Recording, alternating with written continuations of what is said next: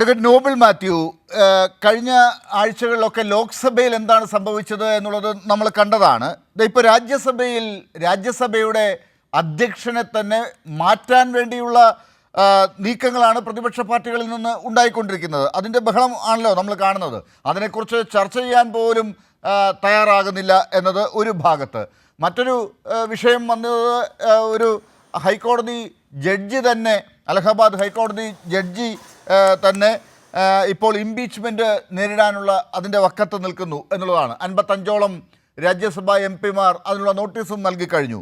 ഇതൊക്കെ രാജ്യം ഭരിക്കുന്ന പാർട്ടിക്ക് ഏതെങ്കിലും തരത്തിൽ അഭിമാനിക്കാൻ വക നൽകുന്നതാണോ?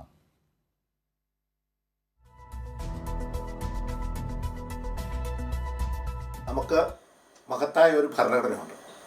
ആ ഭരണഘടനയിൽ 79 മുതൽ 88 വരെ നമ്മുടെ ആർട്ടിക്കിൾസ്, അതുപോലെ 89 മുതൽ 98 വരെയുള്ള അനുച്ഛേദങ്ങൾ, ഈ അനുച്ഛേദങ്ങളാണ് പാർലമെൻറ്റിൻ്റെ പ്രവർത്തനങ്ങളെക്കുറിച്ച് പറയുന്നത്. പാർലമെൻറ്റ് എന്ന് പറഞ്ഞാൽ നമ്മുടെ ഭരണഘടന ഉണ്ടായപ്പോൾ തന്നെ ബ്രിട്ടീഷ് ഭരണഘടനയിൽ ഹൗസ് ഓഫ് കോമൺസ് ഉണ്ട്, ഹൗസ് ഓഫ് ലോർഡ്സ് ഉണ്ട്. അതിൽ ഹൗസ് ഓഫ് ലോർഡ്സ് ആണ് ഫലത്തിൽ രാജ്യസഭയായിട്ട് വന്നിരിക്കുന്നത്. രാജ്യസഭയിൽ അല്പം കൂടി ഒക്കെ നല്ല വ്യക്തിത്വമുള്ളവർ, അതുപോലെ നല്ല പാകമായവർ, അവരാണ് രാജ്യസഭയിൽ വിഷയങ്ങളെക്കുറിച്ച് സംസാരിക്കേണ്ടത്. പക്ഷേ ഇവിടെ രാജ്യസഭയിൽ വിഷയങ്ങളെക്കുറിച്ച് സംസാരിക്കുന്നത് കാർഗേക്ക് പ്രായമുണ്ട്. പക്ഷേ അദ്ദേഹം എന്താണ് പറയുന്നത്? ഈ രാജ്യസഭ അധ്യക്ഷനെ അദ്ദേഹം മിമിക്രി കാണിച്ചു. കോൺഗ്രസ്സുകാരൻ ഇമിറ്റേറ്റ് ചെയ്യാൻ ശ്രമിച്ചു. അന്നൊന്നും രാഹുൽ ഗാന്ധി ഒന്നും മിണ്ടിയേയില്ല. അതുപോലെ തന്നെ ഇപ്പം രാജ്യസഭ എന്ന് പറഞ്ഞാൽ കോൺഗ്രസ്സുകാർക്ക് സോണിയാഗാന്ധിയെ ഇരുത്തണം, അതുപോലെ കാർഗെ ഇരുത്തണം. അപ്പോൾ കാർഗെ പറഞ്ഞ എന്താ? ജഗദീപ് ധൻഖർ അദ്ദേഹത്തിന് അടുത്ത പദവിയിലേക്കുള്ള നോട്ടം എന്നാണ്. അടുത്ത പദവി എന്ന് പറഞ്ഞാൽ ഇന്ത്യയുടെ പ്രസിഡന്റ് ആകാൻ നോട്ടം. എന്തിനാണ് കാർഗെ ഇങ്ങനെ ആവശ്യമില്ലാത്ത കാര്യങ്ങളൊക്കെ പറയുന്നത്? അത്തരം കാര്യങ്ങളാണോ അവിടെ ഡിസ്കഷന് വേണ്ടത്? അതാരാ തീരുമാനിക്കേണ്ടത്? അതൊക്കെ തീരുമാനിക്കേണ്ട കാര്യങ്ങൾ അവരെ അല്ല, അത് പറയാനുള്ള അവകാശം രാജ്യസഭയിലെ അംഗങ്ങൾക്കില്ലേ? അവർ ഇന്നത് മാത്രമേ പറയാവൂ എന്ന് ബിജെപിക്ക് അങ്ങനെ ഒരു നിലപാടെടുക്കാൻ സാധിക്കില്ല. ആ കാർഗെ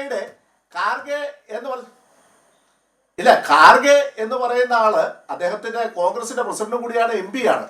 പക്ഷേ അദ്ദേഹത്തിന് വയനാട് ലോക്സഭാ തെരഞ്ഞെടുപ്പിൽ ആ റിട്ടേണിംഗ് ഓഫീസറുടെ മുറി കയറാൻ ഉള്ള അവകാശം പോലും കിട്ടിയില്ല. ആരാ കൊടുക്കാതിരുന്നത്? അവിടെ അകത്ത് കയറിയത് ആരാണ്? അപ്പോൾ അദ്ദേഹം പുറത്ത് വെയിറ്റ് ചെയ്യുകയാണ്. അങ്ങനെയുള്ള ഒരാൾ കൊഞ്ഞനം കാണിക്കുകയാണ്. ആരെ പ്രസിഡന്റ് ആക്കണം എന്നൊക്കെയുള്ള കാര്യങ്ങളൊക്കെ തീരുമാനിക്കാനുള്ള എല്ലാ കഴിവുമൊക്കെ BJPക്കുണ്ട്.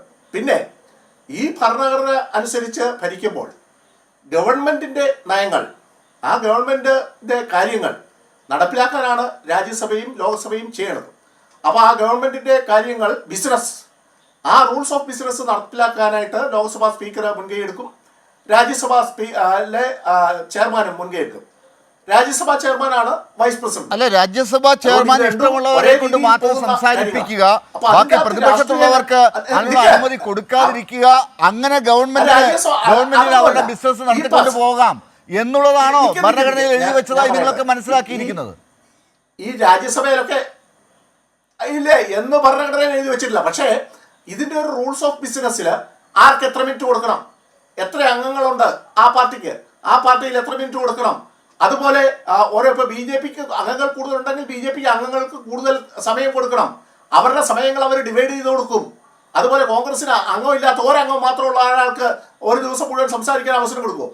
അതൊക്കെ റൂൾസ് ഓഫ് ബിസിനസ് അനുസരിച്ച് അല്ല, അത് കൃത്യമായി ഒരു സമയക്രമം പാലിക്കുക എന്നുള്ളതിനാണെങ്കിൽ നമുക്കൊരു ടൈം പീസ് വെച്ചാൽ മതി. മണി അടിക്കുമ്പോൾ ഒരാൾ മാറി കൊടുക്കുക, അതിന്റെ ആവശ്യമേ ഉള്ളൂ. പക്ഷേ ഒരു രാജ്യസഭാ അധ്യക്ഷൻ അവിടെ ഉണ്ടെങ്കിൽ അത് പ്രതിപക്ഷത്തിന്റെ അവകാശങ്ങൾ ഹനിക്കുന്ന രീതിയിൽ ജനാധിപത്യ മര്യാദയില്ലാതെ, അവരെ ബഹുമാനിക്കാതെ, ഇന്ന് കാർഗെ പറഞ്ഞത് അദ്ദേഹത്തെ ഇൻസൾട്ട് ചെയ്തു എന്നാണ്, ഇൻസൾട്ട് ചെയ്യുന്ന രീതിയിൽ പെരുമാറുക എന്നുള്ളതാണോ ചെയ്യേണ്ടത്?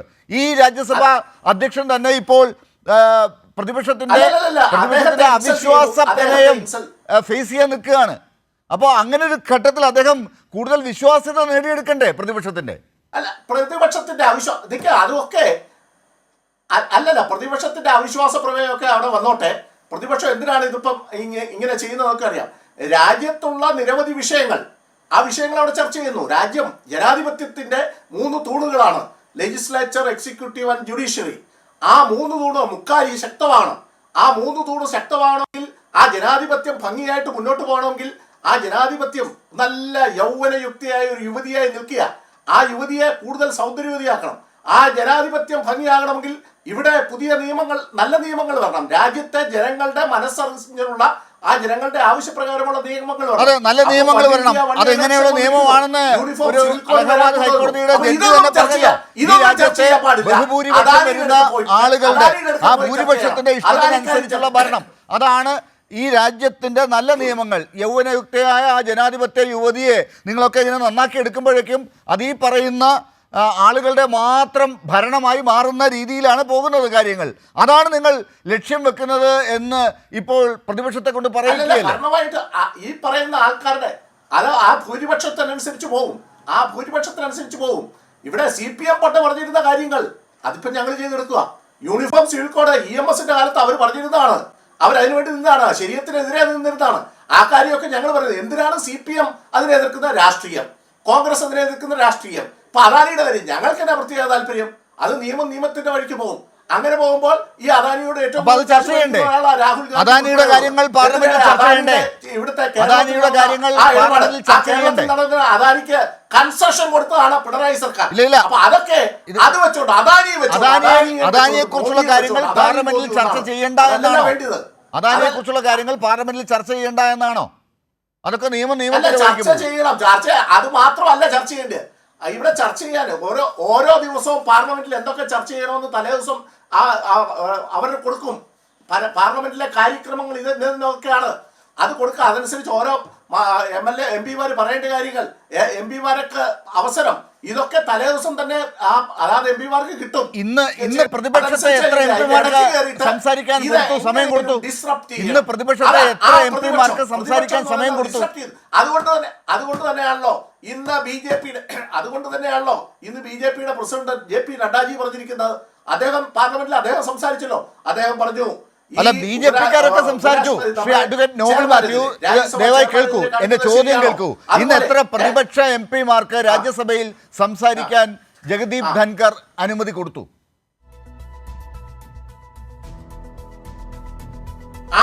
ഇന്ന് എത്ര MP-മാരുടെ പേര് ഇന്നത്തെ ഇതിനകത്തുണ്ടോ, ആ ലിസ്റ്റിലുണ്ടോ, അവർക്ക് എല്ലാവർക്കും അവസരം കൊടുത്തു. എന്തുകൊണ്ട് പ്രതിപക്ഷത്തെ അംഗങ്ങളുടെ പേരുകൾ ഉൾപ്പെടുത്തിയില്ല? എന്തുകൊണ്ട് പ്രതിപക്ഷ അംഗങ്ങളുടെ പേരുകൾ ഉൾപ്പെടുത്തിയില്ല? ഒരു ന്യായമില്ല, അവരെ ഒഴിവാക്കുന്നു എന്ന പരാതി ഉള്ളപ്പോൾ എന്തുകൊണ്ട് ചർച്ച ചെയ്ത് തീരുമാനിക്കുന്നില്ല? അവരെ കൂടെ വിളിച്ചിരുത്തി ചർച്ച ചെയ്യണ്ടേ? അല്ല, ചർച്ച പാർലമെന്റിന്റെ കമ്മിറ്റിയൊക്കെ നേരത്തെ ചർച്ച ചെയ്താണ് ഈ കാര്യങ്ങളൊക്കെ തീരുമാനിച്ചിരിക്കുന്നത്. അതനുസരിച്ചാണ് മുന്നോട്ട് പോകുന്നത്. പക്ഷെ അത് വരുമ്പോഴത്തേന് അതാണ് എങ്ങനെയാലും ഇത് നടത്തരുത്, എന്ത് വന്നാലും നടത്തരുതെന്നുള്ള ന്യായമാണെങ്കിൽ അതങ്ങ് മനസ്സ് വെച്ചാൽ മതി. അത് ഈ പാർലമെന്റ് സംവിധാനം നല്ല രീതിയിൽ നടത്തിക്കൊണ്ട് പോകും.